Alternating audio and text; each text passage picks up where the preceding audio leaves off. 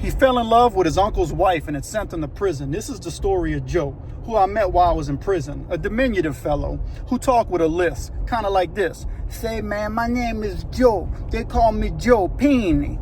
Peeny was short for penal institution. The dude's full nickname was Joe Penal Institution. That's what they called him. Or should I say that's what he called himself? Because I said, man, why they call you Joe Peeny? He told me, say, bro, they don't call me just Joe Peeny. That's my short for Joe Penal Institution. I said, why they call you Joe Penal Institution? He said, man, I'm one of the baddest dudes in the state of Louisiana prison. And when he spoke, spit would come out his mouth. He was a little bitty dude too. Not somebody that you would be intimidated by, but somebody that you would be looking at thinking to yourself, what's wrong with this dude?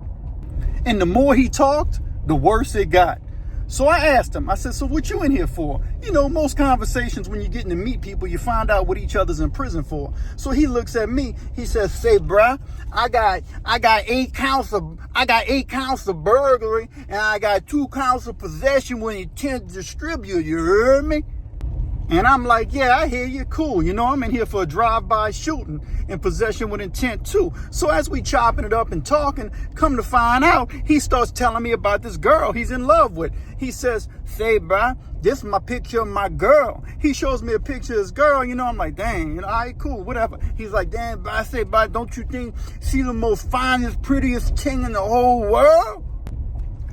I don't want to lie to the little dude, but I'm like, yeah, cool, she's for you, whatever. So as we get to talking, I get to finding out more and more about Joe Penal Institution, who also called himself Two Shank Shorty, by the way. So he tells me, he says, say, bro, I got 7 kids too, you heard me? I said, awesome, that's your 7 kids? He shows me pictures of them. You know, got a bunch of kids in different ages, of 7 of them. And then he starts taking his shirt off. I said, what you doing, bro? He said, say, bro, I'm gonna show you my tattoo, bro. This is my girl name right here on my chest, Teresa. He said, I love her so much, I got her name tattooed on my arm too, Teresa. And he lifted up, showed me his other arm. He said, that's all 7 of my kids' names, you heard me? I said, man, I said, you had 7 kids from this girl? He said, look, I ain't gonna lie to you, bro. I'm gonna be straight up with you. I'm not their real daddy. I said, well, who's the real daddy? And he looks at me straight in my face. He says, hey, but I'm the real. They got multiple daddies. He said, some of their daddies from my uncle, and some of the kids from my other uncle, and some of the other ones from my cousin. So come to find out, this dude got 7 kids' names tattooed on his arms, and ain't none of them his real kids. It gets even worse. As I'm talking to him, I said, well, all right. So we talking, and he tells me, he says, I ain't gonna lie, I'm thinking about appealing my case. I said, well, how you gonna appeal your case? What grounds you got to stand on? He said, say, bro, I ain't really did none of this stuff, no. I said, you didn't do none of it? He said, nah, bro. He said, I took these charges for my uncle. And for really, I took them for Teresa, but my uncle did it. I said, wait, how'd you take charges for your uncle, but you took the charges for Teresa? Well, what's going on? So his uncle was married to Teresa, the girl who he had tattooed on his chest and tattooed on his arm. His uncle had some of the kids, but not all of the kids from Teresa. Teresa also had kids from the uncle's brother and one of their cousins. Well, come to find out, Joe, he didn't even have a relationship with Teresa. He was just in love with Teresa. So one day she called him up. She says, hey, Joe, me and your uncle, we want to go out and have some just alone time from the kids. He was so in love with Teresa, whatever she asked, he would do. And she knew that. So he came to the house and he watched the kids. And while he was watching the kids, his uncle and the woman he was in love with, his uncle's wife, they was out burglarizing houses and smoking crack. Well, eventually, word gets to the police. The police find out that these houses that were burglarized by his uncle. Well, Teresa convinces Joe to tell the police that he's the one who burglarized all the houses. The police knew that he didn't burglarize all the houses, but they went ahead and charged it with him because he admitted to it anyway. So he took these charges because Teresa asked him to. So he was in prison for something he didn't even do.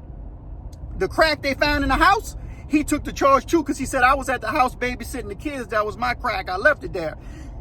Teresa had never even kissed this dude. They never even one time had a kiss, but she would occasionally write him in prison once every 8 months or so to keep him calm. Well, the letters are starting to slow up, so he's starting to get offended. He's like, say, bro, I don't know if I did the right thing, man. I'm in love with Teresa, but I don't think she'll love me back. You heard me?